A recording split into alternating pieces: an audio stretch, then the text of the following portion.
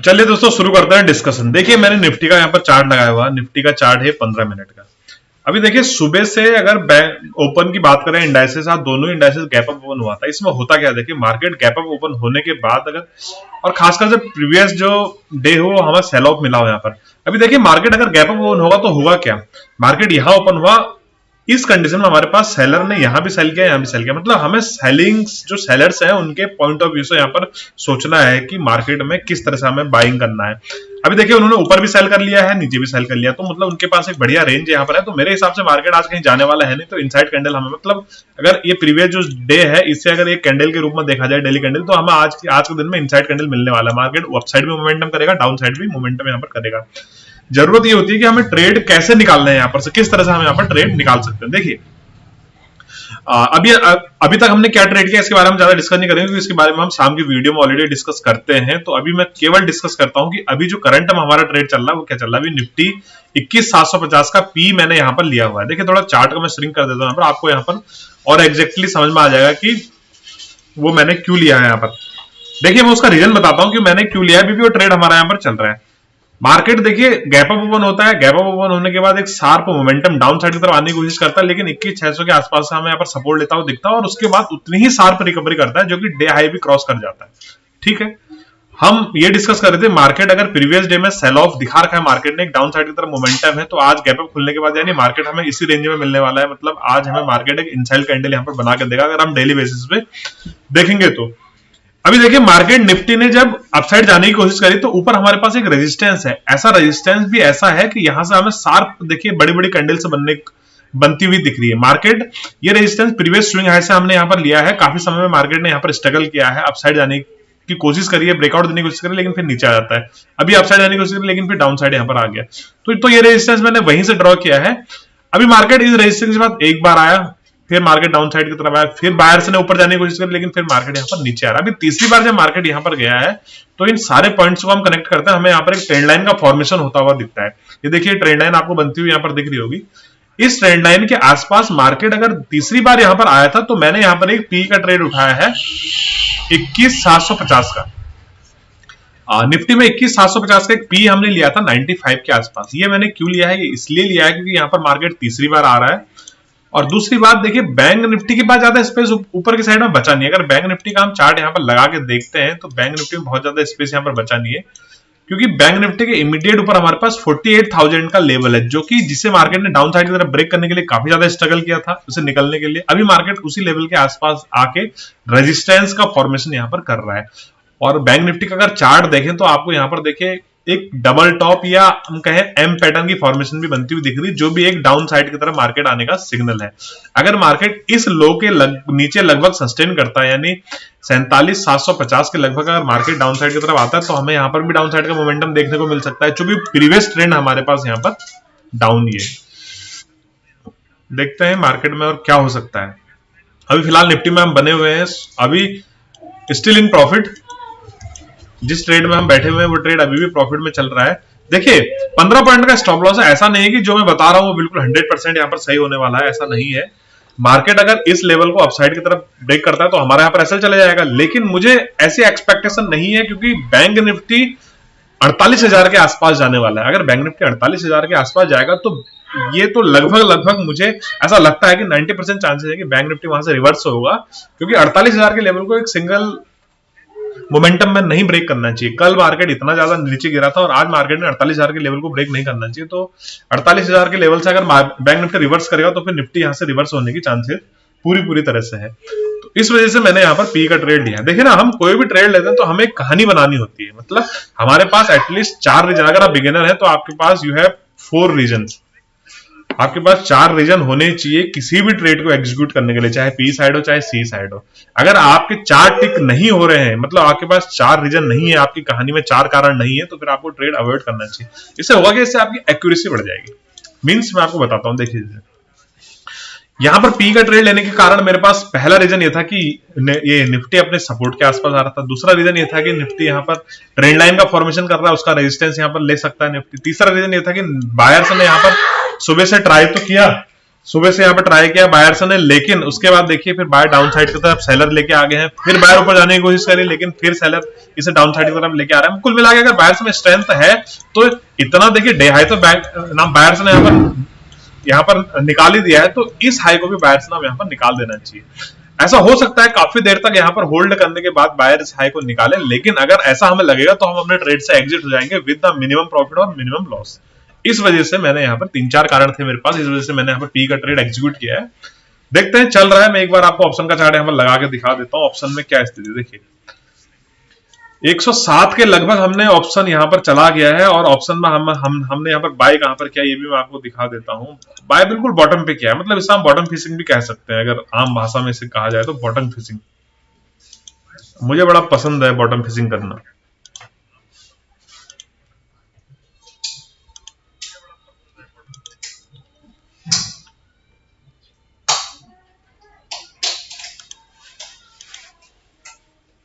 एक 107, 109, 108 का लगभग इसने हाई लगा दिया है बैंक निफ्टी ने सॉरी निफ्टी के ऑप्शन ने।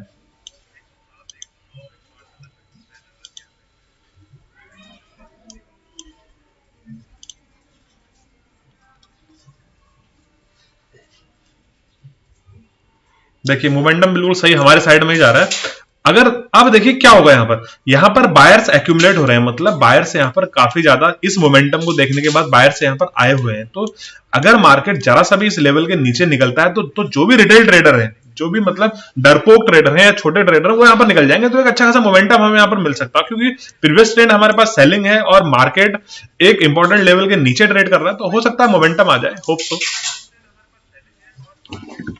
बने रहिए ट्रेड में। अब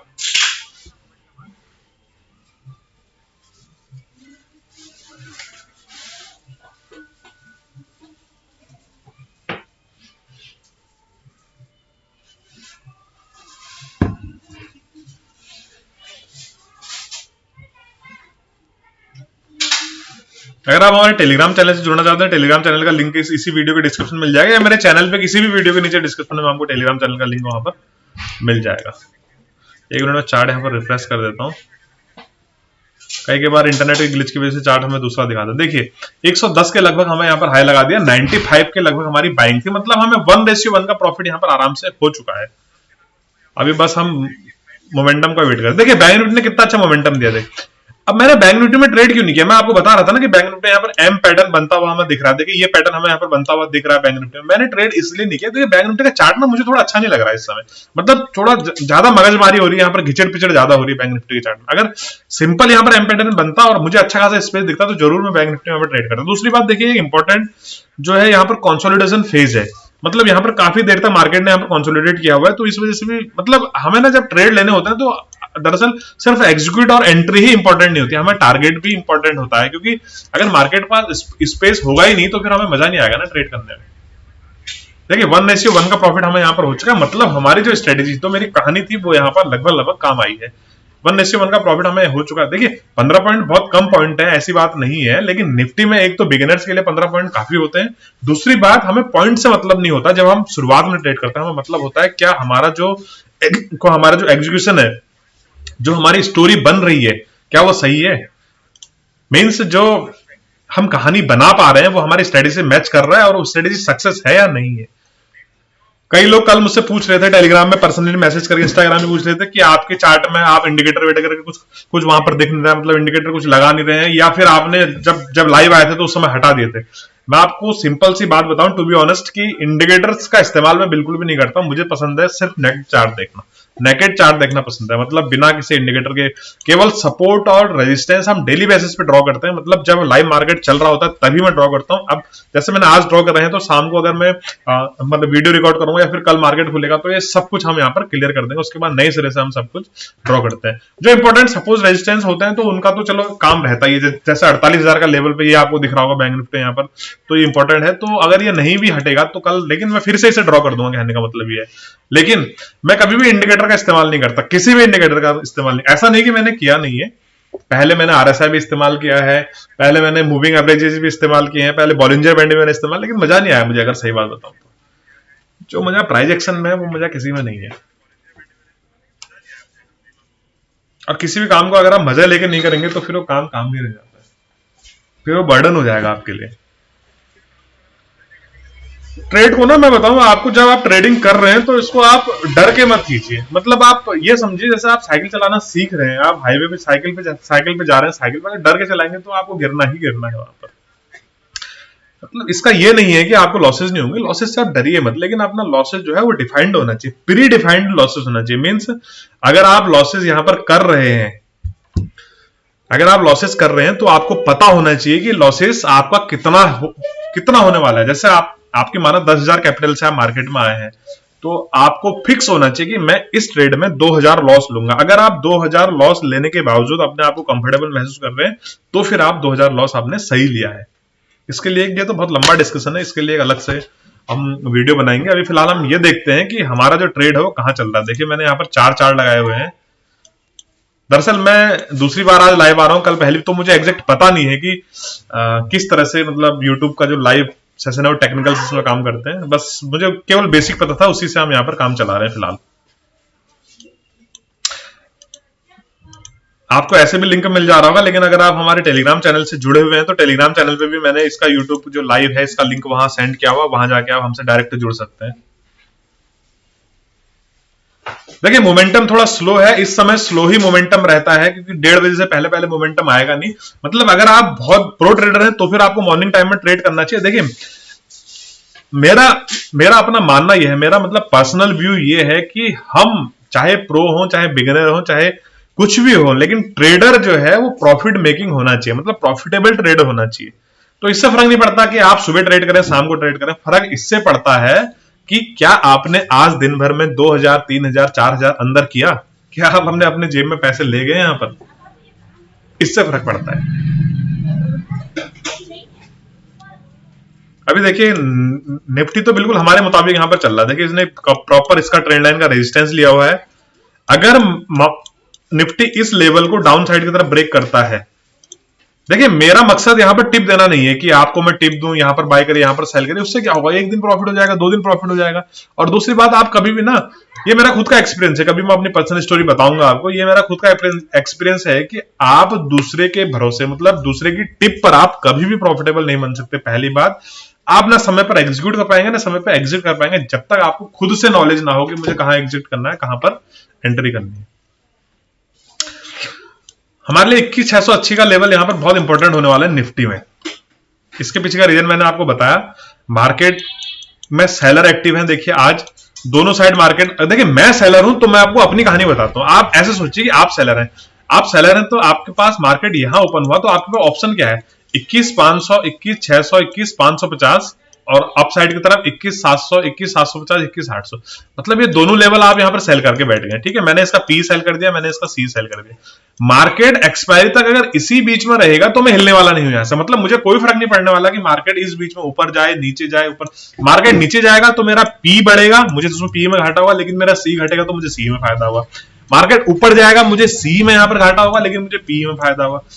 अब होगा क्या कि समय के साथ साथ, यहां पर टाइम डिके के साथ साथ, आज है ट्यूसडे, वेडनेसडे, थर्सडे, समय के साथ साथ यहां पर अब अगर मार्केट मेरे अगेंस्ट भी जाता है तो फिर मेरे वो एंट्री लेवल तक भी नहीं आएगा। यही खूबसूरती है ऑप्शन की, ऑप्शन सेलिंग की यही खूबसूरती है कि अगर समय बढ़ते रहता है, समय के साथ साथ फिर वो हमारे यहाँ पर एंट्री लेवल तक भी नहीं आता। मतलब अगर बृहस्पतिवार तक जब भी निफ्टी की एक्सपायरी है, इसी बीच में मार्केट क्लोज होता है, इसी बीच में रहता है मार्केट, अगर इस लेवल तक भी पहुंच जाए तो भी मेरा पी वहां तक नहीं आएगा जहां तक मैंने खरीदा।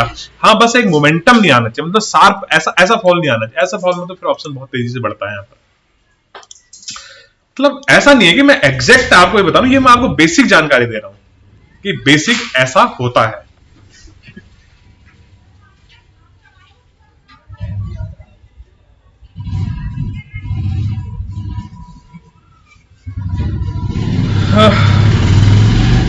देखिए थोड़ा तो दिक्कत करेगा ये ऑप्शन यहाँ पर, है ना, क्योंकि टाइम ऐसा है कि यहाँ पर आपको बहुत ज्यादा कुछ मिलने वाला है नहीं इस समय। और मेरे हिसाब से ना सबसे सेफ, अगर आप खुद से ट्रेड करते हैं, देखिए हर किसी की अपनी अपनी थ्योरी हो सकती है, हर किसी का अपना अपना सोचने का तरीका हो सकता है, लेकिन अगर आप बिगिनर हैं तो मेरे हिसाब से सबसे सेफ आपके लिए होता है 10:30 के बाद ट्रेड करिए, 1 बजे से पहले बिल्कुल वॉलेटिलिटी जीरो रहती है।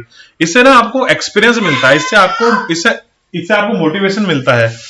इससे आपको थोड़ा सा हिम्मत आती है ट्रेड करने की। देखिए सुबह अगर आप इस फेज में ट्रेड करते, इस फेज में ट्रेड करते, गलती से आपने यहां पर अगर इस कैंडल के नीचे ब्रेक होने पर आपने पी का ट्रेड लिया होता तो फंस गए थे और आप निकल नहीं पाते, टाइम से निकल नहीं पाते, तो आपको देखिए पूरी कैपिटल हो सकता है वाइप आउट हो जाती है। बस यही चीजें हैं, ऐसा कुछ खास यहां पर मार्केट में है नहीं।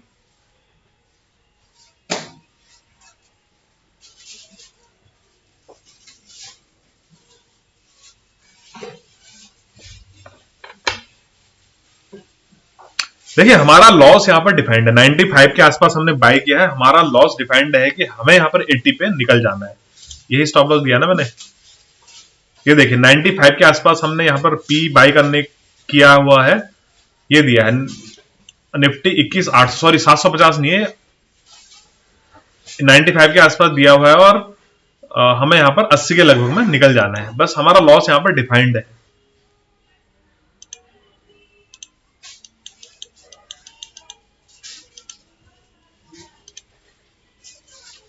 ठीक है,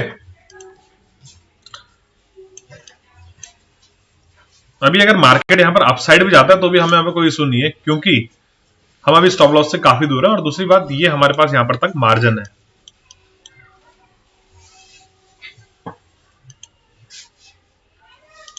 एक निफ्टी में देखें ऊपर से ट्रेंड लाइन बनता हुआ दिख रहा है हमें,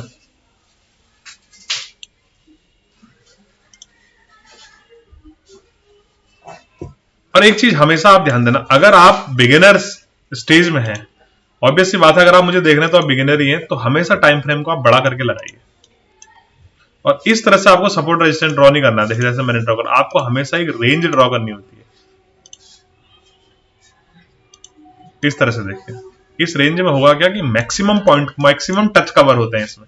मैक्सिमम मतलब इसका डाउन साइड भी कवर हो गया, अप साइड भी, इसका नीचे भी कवर हो गया, बॉडी भी और वीक भी, ऐसे ही इसका बॉडी भी और वीक भी।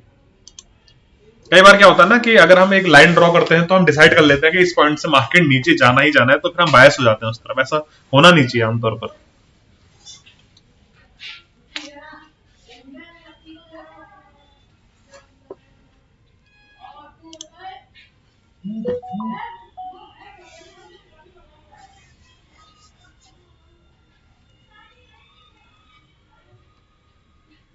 ये बैंक निफ्टी का चार्ट है ना, निफ्टी में देखिए क्या होता है।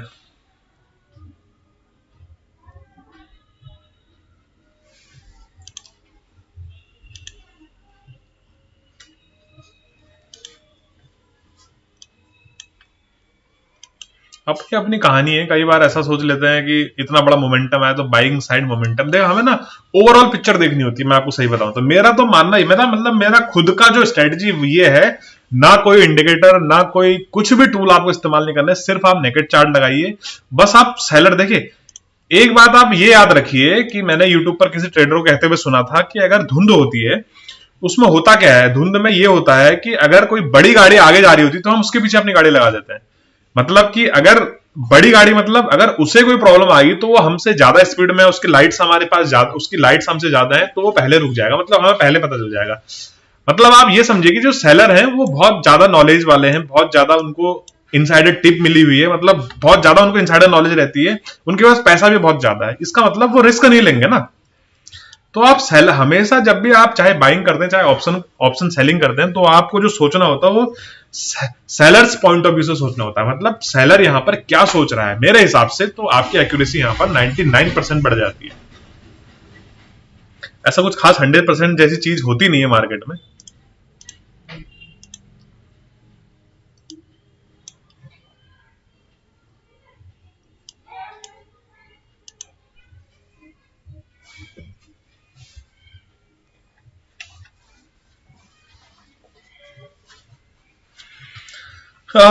अभी बहुत बड़ी फैमिली हमारी है नहीं, तो लाइव में बहुत ज्यादा लोग जुड़े नहीं होंगे यहाँ पर, फिर भी सही है, ऐसे धीरे धीरे होगा सब कुछ।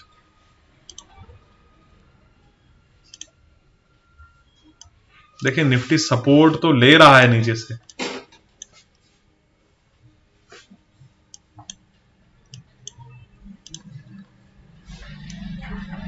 इसकी भी एक अलग थ्योरी है, पता है, जहां पर ये ऑप्शन का चार्ट फ्लैट होने लगता है तो वहां पर इसका मतलब एसएल बहुत ज्यादा है। इसकी भी एक बहुत अच्छी थ्योरी होती है और यहाँ पर भी हमें काफी अच्छे ट्रेड मिलते हैं एसएल हंटिंग।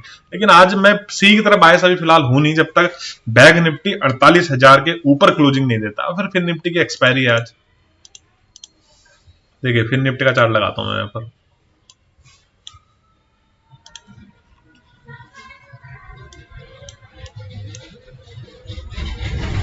फिर निफ्टी ने भी सुबह से कुछ खास मोमेंटम यहाँ पर किया नहीं है। बैंक निफ्टी अपने ट्रेंड लाइन के आसपास जा रहा है, फिर वहीं से हो सकता है रिवर्स हो डाउन साइड की तरफ।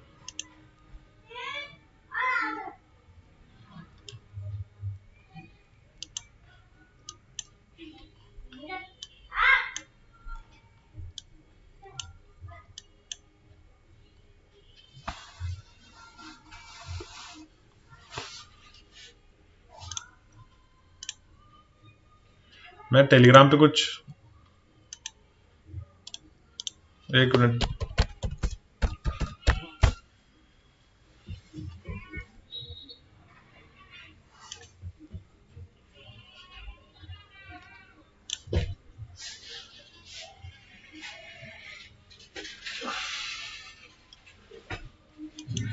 अपना अपना व्यू आप कमेंट करके बता सकते हैं, आपको क्या लगता है। देखिए सर अगर डेली लाइव करेंगे तो अपनी भी कम्युनिटी बढ़ेगी। दिनेश, कोशिश करते हैं दोस्त।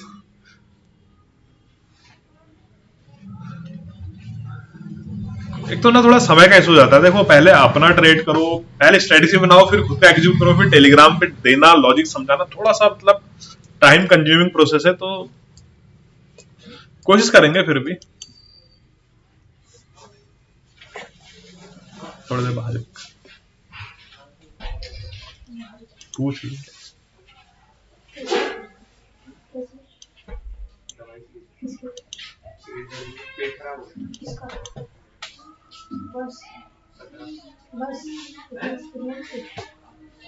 चलिए अभी इसको फिलहाल यहीं पे एंड करते हैं, फिर देखते हैं मार्केट में मोमेंटम आए।